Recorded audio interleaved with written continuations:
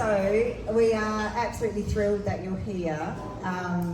It's really, really, really lovely to celebrate with family and friends, and we hope that you'll enjoy the night. We hope you'll enjoy the networking, talking to random strangers or people that you know and love. My name is Di. I'm one part of the Double Ds. Donna, so you want to say hi? Yeah, no, it's fantastic. I can't believe we've actually made it to 1 year of the podcast.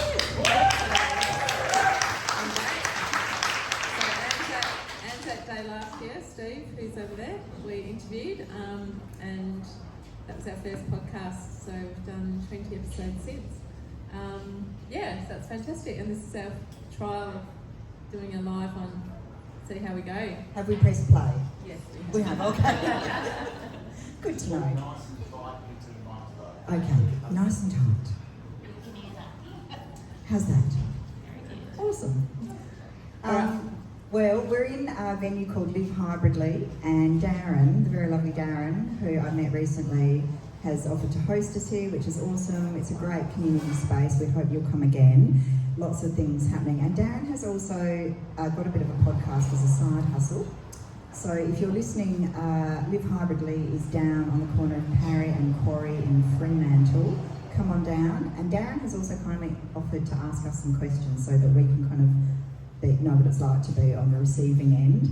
And then we're going to maybe ask you to ask us some questions if you want to, but then we're going to have a little break and have a second part, which will be inviting some of our previous guests to come back and tell us a bit about what happened next after they were on the podcast, because we thought that might also be a nice thing to celebrate. There's been a few great stories come out of it.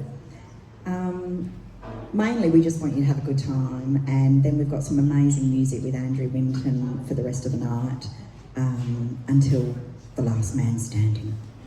Yeah, so it's fantastic to have everyone here. I wouldn't mind just sort of mentioning that it's great to have family, friends and other guests, and just also to mention the other previous podcast guests who are here. So if you can put up your hand, Steve Cox from episode 1. We've got Neo Correa, who just arrived. She's from episode 5 from Venezuela. I don't know if is Rebecca here yet? Not yet. Not yet. We've got Tara, I just saw arrive from episode 7 from the founder of Seagulls. Hello, Tara. Susan Saliba. A very inspiring story about Africa, her charity in Africa in episode 11. And also Simon Neighbour, who is the owner of More and More Cafe, a very popular place in Fremantle. And he had some great stories about being a chef all over the world. So, yeah, it's great. Awesome. So let's get started. We thought we'd give you a bit of background about why we started the podcast, how we started it. We're complete and utter novices. And it's been a bit of a ride, but Darren's going to come up and interview us informally. Darren, is there anything you'd like us to say before we get in about pizzas and things like that as well? I can do that if you want, since I'm here. Welcome everybody. It's Hybrid Warehouse, not Live Hybridly, but we would like to, don't mean to correct you on that one. I do. It's all good, just in case you look it up and you're trying to find Live Hybridly. But the Live Hybridly is an ethos that we're trying to encourage people to think more about. So, but you can listen about that on our podcast. It's not about me tonight. So we're just going to have, in the break, we've ordered some pizzas. So once that happens with the break, just head over to the cafe and Tara will be able to help you out with if anyone's hungry. Otherwise, the bar's here as well. So, as Diane mentioned, it's my job right now, which I feel like I'm on a really big chair, really a bit taller than you guys. But a few questions, and part of it's just about understanding why the girls did the podcast and the idea behind it. So you sort of get behind the scenes for those that have either been on it or listened to it. You sort of get to hear why that actually has happened. So the first question, what's the theme of the Double Ds? Oh, Donna, you start with that one. Yeah, so we, I think Di and I, when we first started the podcast, it just came out that we wanted to share people's stories and it did come that the stories that we were sharing, there was a lot of courage and resilience, and so that's why we made it as the stories of courage and resilience. And I think it's helped me a lot because I need a lot of courage and resilience in my life at the moment. So the podcast guests have inspired me a lot in my own life as well. Yeah, and I think I remember back sort of thinking, what did Donna and I have in common as well? And when we started talking about the idea and what would be sort of relevant to people, we this saying about the things which are most personal, that we experience as most personal, are usually actually the most universal. So those things that I think, oh, this is only about me, actually when we talk about them, when we share the story about them, what tends to happen is people go, oh yeah, me too. And so it's a Carl Jung saying, I think, that which is most personal is actually universal. And so we started toying with that idea that if we could get people to share stories about where courage has shown up or what resilience looks like to them, then it quite possibly could have an impact and just support people just through the power of storytelling. And that, I think, has started to bear true. Has it been what you thought it would be so far? When you had that moment together talking and you had the idea and it seemed like you were on the same page, so far as it what you thought it would be? I didn't think it would I hadn't really thought about what it would be like, and when you start it up, it's very focused on the technical side, like how the hell do we do a podcast? But then once you figured that out, I mean, it worked out perfectly. Di happened to have a podcast studio at her work, but then it's more about, well, how are we going to get guests? But I've never worried about finding guests because guests just appear out of nowhere. So good example is I kept seeing Steve walking along the path at South Beach, and then I met Neo in a sauna. So yeah, people just... It all happens in Freo. I always believe that the right guests will come along at the right time. I think the distribution and the marketing side is something I didn't really think about as much, but that's quite a big part. But I think it's grown. There's been a lot of connections and community grow out of it, which is something I hadn't thought about, which has been a great thing. I actually think that the podcasting itself, the interviews, is actually the easy bit.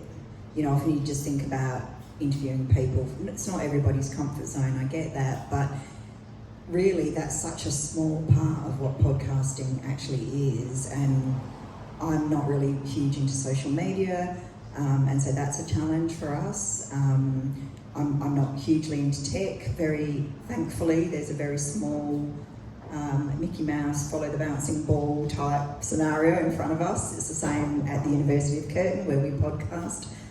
It's pretty much plug and play. So those bits in some ways are not the difficult bits. But I was also thinking about when we first started, just actually how the idea came about, Donna, like how we actually decided to start. Yeah, so that was when I just had a dream one night and woke up that I had to start a podcast. So that was quite strange. But then it was interesting because I was telling Di, who I actually hadn't seen for a while, and we went for a walk a week later, and I was telling her about the dream, and then you said, well, I've always wanted to start a podcast. But I kind of had, and it must have been 2020 because it was when COVID hit, and I was living in Scotland at the time. And you know, like everyone, we all had to pivot in our businesses, and I was doing a lot of facilitation in person and coaching in person, and all of a sudden you had to do everything online. And so I started running some of the workshops and some of the reflective spaces and things that I did online, and people would often comment on my voice, and I was like, all right, okay. But it did stay with me that how could I use my voice in a different way, you know? And if that's what people were saying, then you know, maybe there's another mechanism that I can use that in my work. And so at that point I was thinking, oh yeah, I'd quite like to make a podcast, but I knew that I didn't want to do it on my own. I think I was feeling at that point in my life that I had enough things that I was doing on my own. I had separated, I was living on my own, I was trying to build a business on my own. It was like, I don't need more things where I'm on my own. And actually what was good for my resilience was to collaborate. But it wasn't until I came back to Australia that the sort of partner came along, really, from that walk. And it was literally, yeah, come on, let's do it. Yeah, we had a couple of discussions and we had similar ideas, and we thought, let's give it a go. So, yeah. And it was always that podcast was the best vehicle. Like, obviously, that dream was pretty evident it was a podcast, but was that sort of the best vehicle? There are a few other ways of going about it, but why podcasting was the way that you both chose to get your voice out there and talk about things together? I think it was just because of this dream. It was, you must start a podcast. There were no YouTube channels or anything like that. It was pretty straightforward. So there's been so many strange things, very strange and mysterious things going on in my life for the last few years. So if I have dreams like that, I usually go, okay. Just run with it, yeah. Run with it. What a stupid question. Everyone, you mentioned that the least thing that your least concern is having people to talk to, and it's interesting when everyone's got a story, don't they? So how do you find when you approach someone who you think might be a good guest who's got a story from what you know of them, either a lot or a little? How do you find talking to the guest about coming on? Yeah, it's a great question, because often I think when people talk, they don't realise actually the power of their own story. So you're chatting away to them, and then you actually realise that is a really powerful story. If it's impacted me, it's likely to impact other people. And so often it's about us recognising in a conversation, and it could be literally at the sauna, or it could be just at a networking event or at work or wherever that is, and you hear something and you think, gosh, that really impacted me. And usually if you tell the person that, they'll often say, I didn't realise that just happened to me and I didn't think it was that interesting. And I was like, no, that actually is a really powerful story. And then from that, if you make the invitation, often people will say, yeah, okay, if you think it's got any value. And it's like, well, yeah, probably. And then there's something about, I think, when getting people to actually feel relaxed to do the podcast itself, often it's just about how, meeting with them, making sure they feel comfortable with the parts of the story that they want to tell. Because I think sometimes people are afraid that they might overshare, or they'll say something that they wish they hadn't said. And so sometimes it's just that reassurance as well, and honing in on the bits of the story that gives them the confidence to tell it. What about you, Donna? I also think, especially we have interviewed a few older people, and for example, Lawrence Brown, who's 89, he has lived so many things in his life, and actually Steve Cox is another example of, they've got so many stories of courage and resilience in their life, and I think over time we've realised we need to focus on just one part of their story, so then we can delve a little bit deeper into it, rather than jumping around to talk about everything that's happened, because it's just impossible. There's just so much there, so it's better to speak a little bit more in more detail about a certain component of their life. Yeah, I think the theme that you guys have chosen is resilience and courage. As you get older, we all have to, we're faced with those moments, aren't we? That's, or even when you're younger, but it's, I think the theme can resonate with pretty much everybody. So do you find that you also have your own moments of talking to someone, and then you said it's a bit cathartic having a conversation when you're actually interviewing somebody else, but in the moment a conversation goes a certain way, do you find yourselves going, well, actually this is actually great for me too, as the interviewer? Definitely. So many times that's happened. I've gotten a lot of inspiration from everyone we've interviewed. I suppose in particular John Sanders, he's a person who's 86 when we interviewed him, and he had done a circumnavigation 3 times, triple circumnavigation around the world sailing on his own. So he was almost 2 years on his own on a boat, and the amazing thing with him is that he said that he never ever once thought about giving up. and I just found that very inspirational, and we had to do his interview in 2 parts because he wasn't well on the first one. And in between I did the Perth marathon, and I thought, I was really struggling at one point, a few points, and I thought, well, I can't even think about giving up because John Sanders went for 2 years and never thought about giving up. So just, and little things happen in life that, and I think back to, oh, that person did that or said that, and yeah, we've really got a lot, I've had a lot of inspiration from our different people we've interviewed. Yeah, and I would agree. And Susan's letter is another one. You know, Susan, your episode, I remember meeting you for the first time. Someone recommended you for us, and meeting you, and it was real evidence to me of resilience through, you know, your age and what you can achieve and what you can start from the age of 50. If you listen to Susan's story, it's incredible. And I'm not going to tell you too much because I want you to listen to it if you haven't. But that was so inspirational to me because, you know, what Susan started, you know, and has grown over the last 20 years, it was like, you know, Donna, that's you, that's your age. You could start doing that and that could have an amazing impact. So there's that kind of impact of interviewing somebody where you really connect with something because you're at the stage that they're talking about when they started something or when something kicked in for them. But I've been like close to tears many times just because there's that little thread of something that you're just going, you know, I'm going to hold it together. But also just talking about it. I don't prepare very much. I shouldn't say that.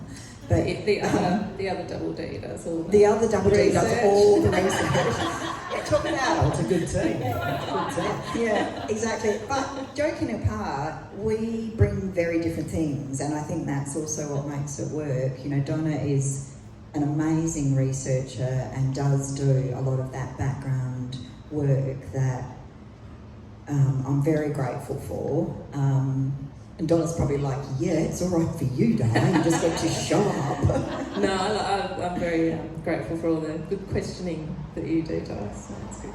I think Good the combination is actually pretty powerful because it's more of a conversation as opposed to an interview when you're doing it and you're not as prepared. Like even these notes are a couple of questions that I had to make sure I got in, but it definitely feels better, I think, to have a conversation. But then to have your background going into the interview with the research, it's pretty powerful for both for you guys to feel organised, but also I'd imagine that the guests also feeds off you for that. Do you find that how do you prepare a guest? You mentioned about having a chat to them and stuff, but obviously the way you prepare individually you just touched on. But what about a guest and in the middle of it, making them feel comfortable to talk? Yeah, and at the beginning, and some of the guests might talk to this, but you know, sometimes we'll just have a wee practice because something happens when people put a set of headphones on and you press play. People just start getting more nervous, less confident. It just happens. It's just what happens. So it'll often be just about making a joke or just tell me about something really innocuous so that they start to talking, and then often I just want to start pressing play so that they don't even know, and I usually don't do that. The other thing that happens often is that you really wish once you press stop recording that you just press start again, because what people often say at the end, they almost breathe a sigh of, oh, it's over, and now something relaxes in their system, and then you get this amazing story that comes after that. But I just think that's what happens, you know, when people start to relax. During an example of that was Lawrence Brown. I did press record when we'd finished the interview because he started telling us why he'd come to Australia, which was basically his mother remarried and his stepfather didn't really want him to be around. And that ended up being, I think, one of the most powerful parts of his interview. So it was, and he of course, we asked him if we could put it in. So yeah. What about, you've been on both sides, you listen to podcasts obviously, and then now you've been the interviewer. Do you think listening or talking is more powerful from a resilience and courage point of view? Well, the coach and psychologist in me kind of says you can't have storytelling without great listening, because if you don't give people space, then they can't say anything. You know, so part of it is also just letting people talk, and sometimes the best interviews are where you hardly say anything. You ask one or two questions and the person just goes. But there's also the people listening to the podcast, and what we've realised is that once it gets released, we don't know what's going to happen, and there has been some quite amazing things that have happened. But I think our latest episode with Lockie O'Donoghue, so he started a charity when he was in his early 20s with a friend, because they had two friends that they lost to suicide in their early 20s, and he started a charity. And his episode has been kind of like triple the amount of downloads we've had for any other episode, and about 80% in the USA. And with his episode, I thought, wow, what he had to say in that to us could really help save people's lives, really, because he sort of talked about what you can do if you're worried about someone, what can you do if you're worried about yourself, and how you can build up these supporting arms of mental wellness, so that if something happens to you, you're far more resilient and you're far more likely to be able to get through it.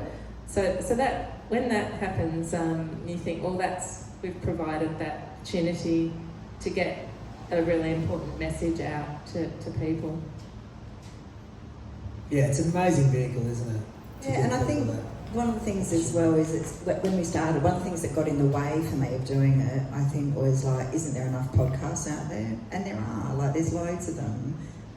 And I think there's also something really nice about this being WA people, for W people kind of thing. You know, it's local people. We don't dial people in from other states or other places, even though that would be easy to do. The way that it's worked is that we found local people, and it's always done in the studio, partly because of our technical capability. But actually the way that it's worked out I really love, because you know, those stories are getting surfaced in WA.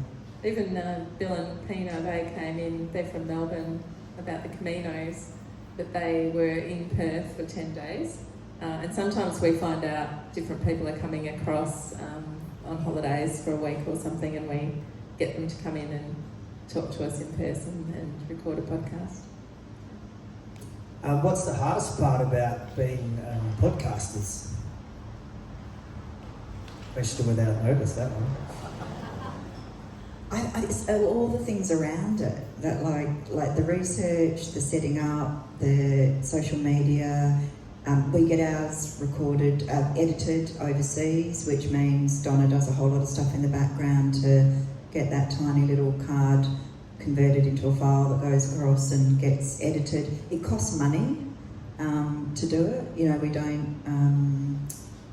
You know, that's hard to keep going when it's costing money.